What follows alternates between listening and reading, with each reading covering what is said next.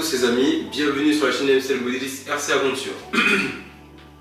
Aujourd'hui on va un peu parler du Kraton UXB. Vu la dernière vidéo que j'avais faite aussi avec, je vous avais dit que j'étais pas trop satisfait du moteur 5687 en 1100 kV, donc c'est celui-ci. Donc je vous zoome ça pour que vous puissiez voir, pour ceux qui ne connaissent pas. Donc voilà le moteur 5687 1100 kV que j'avais mis dans le Kraton. Donc ce moteur ne me plaisait pas du tout. Par contre il est largement mieux dans un Outcast. Donc, parce que le Outcast c'est un châssis beaucoup plus court, beaucoup plus joueur. Donc voilà. Donc ce moteur là, ça je l'ai enlevé. Donc c'est un moteur que je mettrai dans la Outcast qui est juste au-dessus de moi. Donc j'ai déjà testé donc voilà. Donc là aujourd'hui je vais vous dire franchement ce que je pense encore de cette machine après pas mal de runs que j'ai pu faire avec et pas mal de casse, de crash et tout. Donc voilà, la carreau jusqu'à maintenant elle n'a rien du tout. Donc juste une petite casse sur la carrosserie ici. Donc excusez-moi, je vous montre ça. Donc franchement les carrosseries Arma c'est largement bien plus costaud que les carrosseries que j'ai vues. Donc là j'ai une fission juste là, donc pour ceux qui voient. Donc voilà. Donc juste après, donc la carrosserie franchement elle fait le job, je prends des chocs avec et puis c'est fait pour. Donc ça se change en 4 classes. Donc maintenant par rapport au véhicule, j'en suis vraiment pas déçu. Je vois d'autres personnes qui ont des problèmes par-ci par-là, on a tous des problèmes différents. Alors moi c'est grâce à RC Fastcar. Déjà première chose, j'ai remercié énormément RC Fastcar car il y a des pièces que je ne trouvais pas ailleurs. Je suis tombé sur leur site, puis je les ai carrément contactés, j'ai pas pris le temps d'envoyer un mail. Ils m'ont contacté directement, donc ils m'ont appelé, c'était même assez surpris d'ailleurs, ils m'ont demandé qu'est-ce que je souhaiterais avoir. Donc franchement les axes d'amortisseurs j'en trouvais pas du tout. Donc ça m'a saoulé un petit peu, donc j'ai cherché. Et quand je suis tombé sur RC Fastcar, ils m'ont dit qu'ils avaient les axes d'amortisseurs et tout. Donc ils ont commandé pour moi les axes, ils les ont reçus très rapidement. Ça m'a fait vachement plaisir déjà. Et puis ils m'ont aussi commandé une pièce que j'avais cassée d'origine ici. Donc désolé, la machine est tellement balèze, donc je vais vous zoomer pour que vous puissiez voir ça correctement. Alors attendez, excusez-moi. Voilà, comme ça vous serez avec moi. Donc la pièce rouge que vous voyez, c'est une pièce de renfort UXB, donc qui est juste là, donc qui vient tout droit de chez RC Fastcar. Donc ils m'ont commandé cette pièce que je cherchais aussi. Donc d'autres me disaient que sur eBay, on peut la trouver sur eBay, on peut la trouver par-ci par-là. Moi malheureusement quand j'ai cherché je la trouvais pas, donc j'ai contacté RC Fastcar qui m'ont eux-mêmes dit qu'il était carrément sur leur site internet. Donc je vous montrerai les photos, je vous mettrai les références comme ça pour ceux qui sont intéressés et qui ne savent pas. Donc pour le moment je l'ai mis à l'avant. C'est une pièce que je mettrai aussi dans la Outcast et aussi je la mettrai à l'arrière du Kraton et avant arrière du Outcast. Donc elle fiabilise plus au niveau des barres qui maintiennent les triangles. Donc c'est quand même bien. Parce que jusqu'à maintenant j'ai plus de soucis à l'avant, donc voilà. Alors le gros défaut, mais vraiment le gros défaut du Kraton pour moi, donc ce sont les triangles arrière. Donc là les triangles arrière, franchement j'ai galéré à les avoir en RPM. Donc à l'arrière c'est des triangles RPM à l'arrière. Donc ce sont des triangles que j'ai dû commander à Chicago, comme je suis passé sur eBay, je les ai trouvés. J'avais même contacté RC Team, ils les ont pas encore reçus. Donc c'est un peu la galère en ce moment.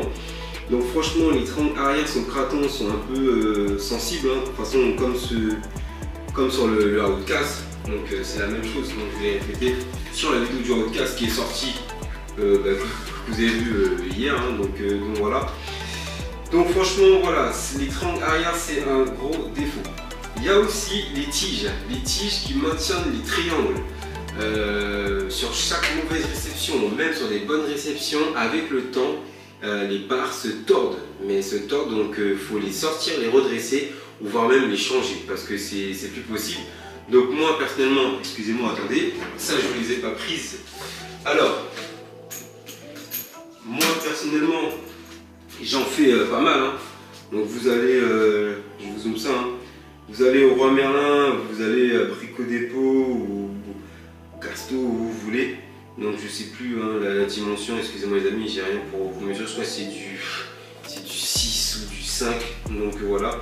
Et donc j'achète une grande tige et je m'amuse à les découper, donc ça m'en fait plusieurs. Donc j'ai préféré faire un gros stock, très sincèrement. J'ai préféré faire un stock, donc voilà, vous coupez à la bonne longueur et puis c'est mieux.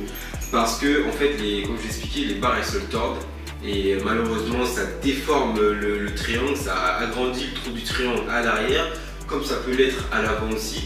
Et malheureusement, ben voilà, ce qui fait que le véhicule n'est plus du tout fiable et on le ressent au niveau du roulage. Donc, comme vous avez pu le constater aussi, j'ai passé les pneus du Outcast V1 sur le Kraton EXB. Pourquoi? Parce que les pneus d'origine, franchement, ils étaient mal collés, ils ont éclaté. Et on m'a accusé aussi de mettre des rapports assez élevés, oui c'est vrai, je ne le cache pas. Mais mes pneus, les pneus du Kraton étaient très mal collés. Et quand j'ai roulé, je ne me suis pas rendu compte, ça a pété. Donc franchement, c'est un ras-le-bol chez Arrma de voir que les pneus ne tiennent pas chez eux. Que ce soit sur les A8, sur les V5, toute la gamme Arrma, sauf sur les Midless où j'ai pas eu de soucis. Et le Notorious, excusez-moi, j'ai un Notorious V5 juste en bas, pas de problème de pneus. Donc voilà, mais franchement, sur tous les Kratons, c'est un enfer. Donc le but de cette vidéo aussi, c'est comme j'avais dit à certains collègues avec qui j'entends bien, donc ils m'avaient demandé qu'est-ce que je vais mettre comme moteur. Donc là, je vais mettre un moteur 56 113, donc en 800 kV. Donc bien évidemment cette vidéo elle est faite pour tout le monde, mais pour ceux qui ne connaissent pas, 56 113 en 800 kV. Donc franchement c'est pas le même mastodon que le 1100 kV, hein, donc vous avez vu, hein, donc le moteur est beaucoup plus gros, je vais vous le sortir. Hein. Donc le moteur est beaucoup plus gros, beaucoup plus balèze, beaucoup plus lourd. Donc bien évidemment, pour bâcher, ça va être génial. Il faut simplement avoir une bonne réception avec son véhicule. Hein. Donc voilà la taille du moteur, hein. Donc franchement cool. Donc j'ai préféré, après pas mal d'erreurs, donc pas mal d'erreurs, j'ai enfin commandé ce moteur. Donc voilà, et je vous le remonte à côté du 1100 kV. Donc là à ma droite le 800 kV, le 1100 kV, donc il y a une grande différence de taille, de poids, donc voilà les amis. Donc là le but de cette vidéo c'est on va installer ce moteur dans le Kraton, donc voilà. Bien évidemment, j'ai changé la couronne, donc ça c'est un truc que je n'ai pas dit sur le podcast. J'ai changé la couronne du milieu. La couronne du milieu, je crois que c'était une 46-47. Je suis redescendu avec le Arrma fournit ce pignon hein, avec la voiture en 39. Donc sur mes deux machines, je suis en 39-39. Donc franchement voilà. Donc j'ai oublié de vous le dire, hein, excusez-moi, donc je reviens sur ça. Je suis en RPM à l'avant, à l'arrière et à l'avant. Parce qu'à l'avant aussi, les triangles pétaient à cet endroit. Juste là, hop, je vous zoome ça. Donc les triangles pétaient un peu à cet endroit. Donc juste là, il y a mon doigt, donc il pétait ici, c'était l'enfer.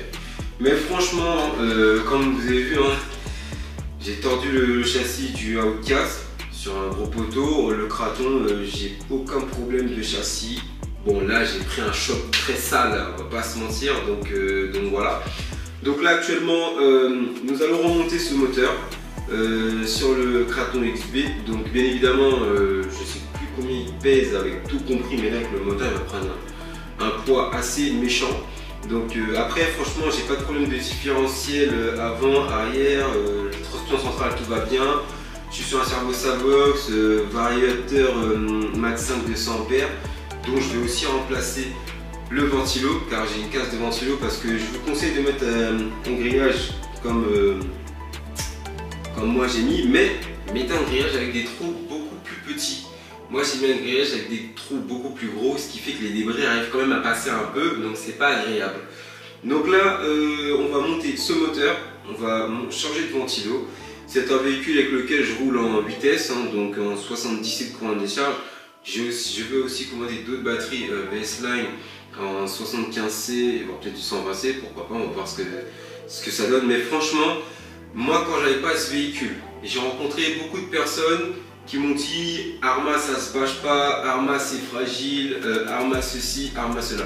Moi je suis pas un pro Arrma, j'adore cette marque, c'est comme quelqu'un qui aime Coralie, quelqu'un qui aime Traxxas, chacun ses choix. Moi je ne serai en guerre avec personne, les gens qui n'aiment pas Arrma, je m'en fous complètement. Mais de là à entendre dire que Arrma ce sont pas des véhicules qui se bâchent, franchement aujourd'hui dès qu'on parle de bâche, tout de suite Arrma. Donc franchement, voilà, donc ce sont des véhicules qui sont vraiment adaptés pour cette discipline. Et même dans le speedrun, hein, donc moi j'ai un petit speedrun aussi, j'ai un petit compteur, c'est cool. Donc voilà, mais en tout cas franchement ce sont des véhicules fiables. Il y a aussi un autre point que je vais relever pour tous ceux qui ne connaissent pas et qui ont peur de s'aventurer. D'avoir un véhicule roller, c'est très simple. C'est très simple, vous pouvez vous exprimer dans votre véhicule, mettre la motorisation que vous souhaitez mettre le cerveau que vous voulez, la radiocommande que vous voulez.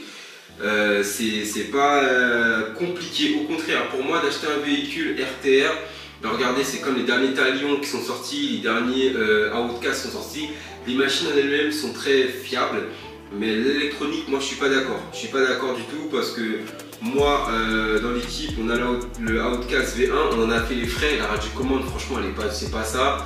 Le variateur, c'est pas ça. Le moteur, c'est pas ça. Et le moteur d'entrée, il chauffe. Donc voilà, c'est vraiment du n'importe quoi.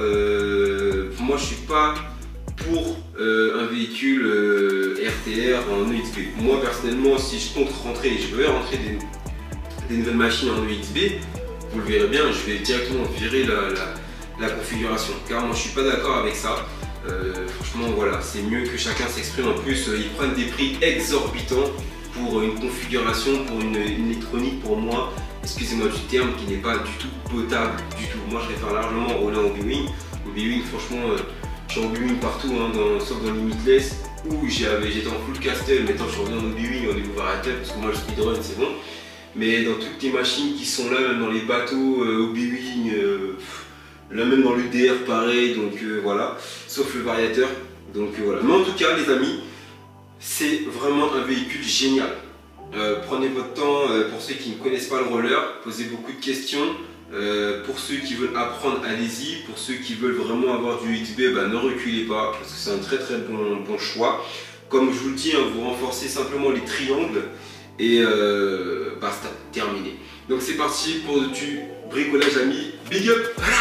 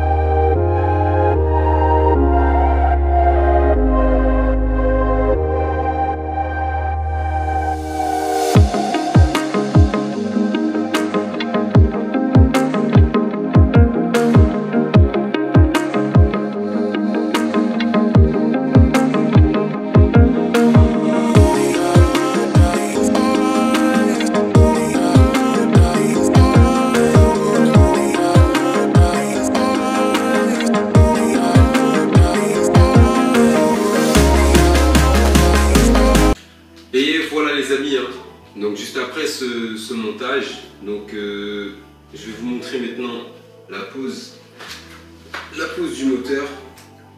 Donc voilà, moteur 800 kV 5613, je vais vous le mettre comme ça va être mieux.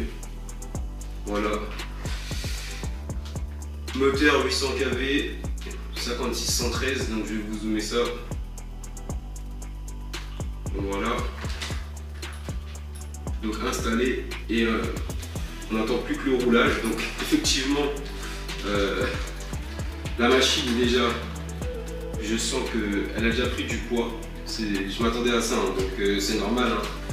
Un moteur assez balèze pour tracter un châssis assez long comme ça. Donc voilà, c'est le premier moteur 800 kV que j'ai, hein, donc un début à tout. Donc voilà, c'est le premier gros mastodonte que j'ai aussi en termes de calibre. Donc voilà, donc là, comme vous avez vu, la pose moteur, pose variateur, pose ventilateur, excusez-moi. Donc comme vous avez vu, le véhicule est propre, hein. Donc voilà, j'ai dû un petit peu limer, vous verrez, parce que le système de direction venait frotter contre le moteur. Donc c'est un moteur qui est vachement long, hein. Donc voilà, j'ai dû limer de rien du tout. Donc je ne sais pas si certains d'entre vous ont eux limé aussi ou pas du tout. Donc voilà. En tout cas les amis, j'espère que ce montage vous plaira, j'espère que cette vidéo pourra servir à d'autres. Donc n'hésitez pas à poser vos commentaires, vos questions. Et une dernière chose à vous dire, j'ai eu un choc parce que nous avons aussi des vidéos sur Instagram, Facebook et un peu sur TikTok. On est beaucoup sur Instagram et Facebook. Donc voilà, sur Instagram, il y a des vidéos que vous verrez jamais sur YouTube, que vous verrez sur Insta, c'est des vidéos délire où on rigole. Et vous verrez qu'il y a un moment, sur la vidéo du Kraton, il y a le Outcast V1 et le X-Max avec moi. Il y a un moment, je fais plusieurs sauts normales en rappel. Et à un moment, je venais pour faire un gros saut, donc comme les autres précédents. Sauf que là, j'ai pas pu rattraper l'assiette, j'ai piqué du nez et j'ai tordu la tige d'amortisseur. Donc voilà, c'est les premières anomalies que j'ai eues avec la pièce renforcée, que je vais vous mettre les photos avec les références sur la vidéo que vous verrez. Donc voilà. Donc pour ceux qui ont des questions à poser, allez-y, il n'y a pas de souci. En tout cas, passez une excellente journée à vous et prudence, bon week-end les gens. Bonne journée à vous.